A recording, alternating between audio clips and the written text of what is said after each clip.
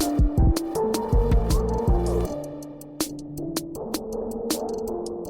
right, welcome into the Heat Report by Chat Sports. I am Nic Rohloff. Terry Rozier is a member of the Miami Heat, and on today's episode, we are reacting to the latest rumors that you guys are throwing out there and your questions surrounding the Miami Heat after Scary Terry did join the 305 team, which is the Miami Heat. And we kick it off with our guy, Axie, $5 super chat, says, just got word of the trade now. Who else was in the deal? Was Jovic and Herro also dealt? No.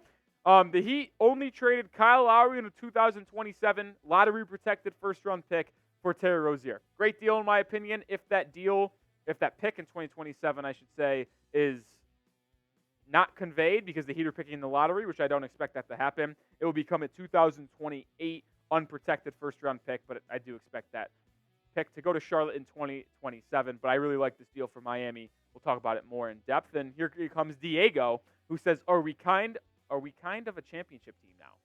I thought we could compete for a championship before the deal, but we absolutely are in that window now. I would say we're the third best team in the Eastern Conference right now with Rozier. I think we jumped New York because they made that addition of OG. Their roster might have slightly jumped ours, but putting us back in front with Rozier joining this Miami Heat team because he can really pack a punch, man. 23 points a night, 6.5 assists, shooting 46% from the field, 36% from three. And I expect those efficiency numbers to go up because some people might think his volume might go up. I actually disagree. I think it will go down because in Charlotte, that team was bad. He was jacking up shots in a winning environment where the Heat like to get a lot of people involved. I would expect Rozier's volume to go down, so maybe he doesn't average 23. Maybe he's averaging more of 18 or 19, but it's a more efficient 48% from the field, 38% from three. He could play off ball with Tyler, Jimmy, and Bam. Really like this addition. He just provides a lot of more ability on the offensive end. And him and Herro, I know you might question their defensive fit, but I think Tyler Herro is also going to benefit offensively because now Rozier is going to take a lot of pressure off of Tyler being the only scorer in that backcourt. Really like this deal for the Miami Heat. Terry's going to unlock a new feature for this Miami Heat, which is a dynamic offense. And let me know your thoughts on this. He had a good question, Diego. Does Terry Rozier make the Heat a championship team? Type Y for yes, type N for no. It is the pinned comment on today's episode. So get your voice in the comment section. Be heard for me down below. Also, make sure you check out our sponsor on today's stream, and that is Factor Meals. Head to NBA Chat 50 or use code NBA Chat 50, I should say, at factormeals.com/NBA Chat 50 to get 50% off. I love Factor Meals. If you need a special occasion, Gourmet Plus, by the way, a little tidbit. It's the perfect solution for you because they're fast, upscale options done easily. Skip the overpriced takeout trap. Factor's cheaper and way more delicious than takeout. Get chef-crafted, restaurant-quality meals delivered right to your door. They're ready to heat and eat in just 2 minutes, which means more time for you. Not only does Factor offer fast, simple solutions for you when you're busy, they also help you stay on top of your goals with offerings like Protein Plus and Keto. You can stay on track with your fitness goals. This is definitely going to come in handy for you. I use it. It's handy for me. So head to factormeals.com/NBA Chat 50 and use code NBA Chat 50 to get 50% off. That's code NBA Chat 50 at factormeals.com/NBA Chat 50. Get your 50% off today.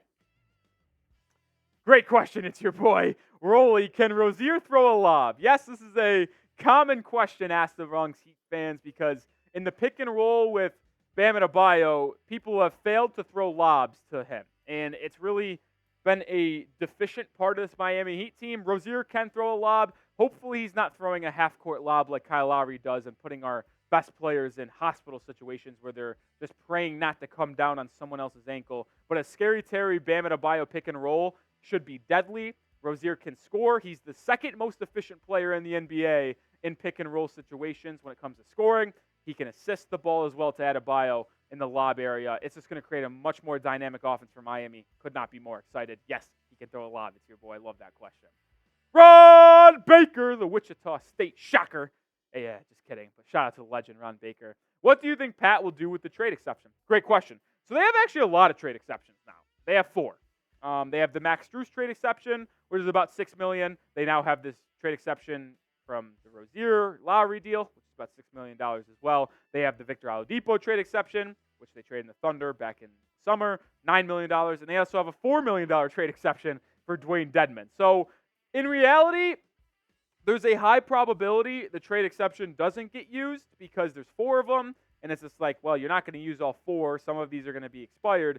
But I'd like to see if Miami can go find someone for $6, $8, $9 million where they could either use the Oladipo trade exception or this trade exception to upgrade the front court. I have to do some more research if I'm just going to be transparent with you guys on what people are making around the league. But a name that I have my eye on is Day'Ron Sharpe, the backup center in Brooklyn. I think Miami could use an addition to this front court. Sharpe would be a really good backup center. You could pair both Love and Sharpe as the backup front court guys for the Miami Heat. Only help the Heat in the playoffs. I don't know how much Sharpe is making. I'll have to double check that, but I think that could be a good use if Sharpe is available.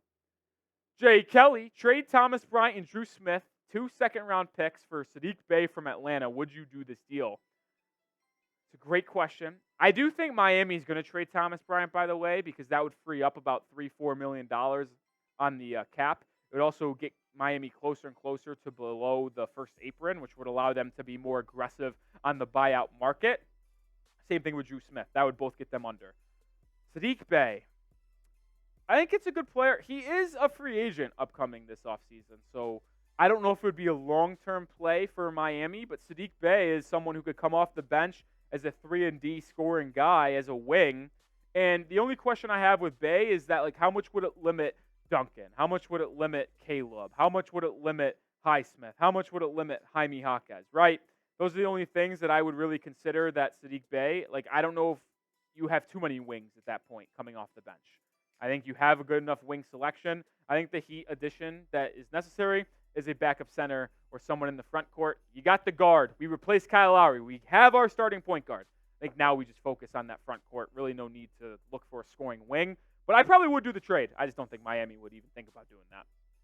Cool Winners with a great question here. What other big man do you think the Heat should go for if they can't get Daniel Gafford as a backup to Bam? As that seems like the only big issue of the squad. As I detailed a bit earlier, Cool Winners, you know ball. I would love Daniel Gafford, and as you mentioned, it probably is unlikely they get Daniel Gafford because he's going to be a little bit more expensive. He probably would require a first-round pick. And the deal that I had my eyes on was Kyle Lowry for Tyus Jones and Daniel Gafford. Wouldn't be a one-for-one. They'd probably offer Lowry a first and maybe a young guy or a second-round pick for the two of Jones and Gafford. But if you wanted to just go for Gafford, it would certainly cost a first-round pick, which I don't think Miami is in the market of doing for a backup center. But like I mentioned a little bit ago, Day'Ron Sharpe, not going to cost you a first, might cost you your 1 second-round pick you have and the trade exception, depending on how much he makes. Actually, you know what? Give me 1 second. I know this is on the fly. I want to know how much Day'Ron Sharpe makes so I can accurately tell you guys the thoughts on that. Day'Ron Sharpe makes 4 for $10, so he's extremely cheap. Yeah, so he makes 2 years. You could use that Dwayne Dedmon trade exception of $4 million and send a second-round pick to Day'Ron Sharpe. I don't know if it would require more than a second-round pick for Sharpe, but I think that's my biggest thing right now. Trade exception, second-round pick, Day'Ron Sharpe. Let's do it. Devontae Adams burner, hashtag Heat ranked the top 3 scariest team in the East. Well, the Heat join them, and they join the scariest teams in the East after adding Scary Terry. The joke was there. I had to do it. It goes in the Eastern Conference, no debate in my opinion. Top 3 after this deal. Boston, Milwaukee, Miami. I think New York is a close 4. And I know a lot of people are going to be like, what about the Sixers? I ain't scared about Philly. Philly's bums, dude. They are the Dallas Cowboys of the NFL. They can do whatever they want in the regular season. They can put up those ridiculous statistics. Joel Embiid could MVP. I don't trust you in the playoffs. I don't trust someone who has to rely on flopping and getting to the free throw line to win games in the postseason. Bam has also done a historic job against Joel Embiid. And now that we added a legit person who could score the basketball in the backcourt, man, oh man, the Heat are a dangerous team. Those are the top 3 in my opinion. There is a lot of trade rumors to get to. The Heat are not done. I promise you that. They are not done. They will be making another move, whether it be just trading away to shed salary or being in the buyout market. But if the Heat made another trade before the February 8th deadline. Name the player Miami should trade for. I think after some careful reconsideration, my number one guy is Day'Ron Sharpe, without a doubt. Super chat from Laktara. It doesn't matter which team or sport it is. The people want the hashtag Rolly report. Hashtag Team Rolly. I appreciate that, Laktara. You're a legend. Thank you for supporting the channel. The Rolly report sounds enticing, but we're just going to stick with the Heat report because, well, I want the Miami Heat to win their 4th championship more than anything else in this world. So hopefully they're able to do it. Hopefully you guys subscribe, and hopefully you join us for that ride to hopefully banner number 4 because Rozier's a great addition. We're going to be live for the game on Wednesday against the Memphis Grizzlies. We're going to be live on the game against the Boston Celtics on Thursday, which I believe is going to be Terry Rozier's debut. We'll also have you covered on the latest trade rumors and news leading up to that deadline of February 8th, and then we're on to the playoff push. So hit that sub button and join us for the watch parties. I'll see you on the next video. Go